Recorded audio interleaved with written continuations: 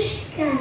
কবিতা ভূতের নামটা, কবি ভবানী প্রসাদ মজুমদার।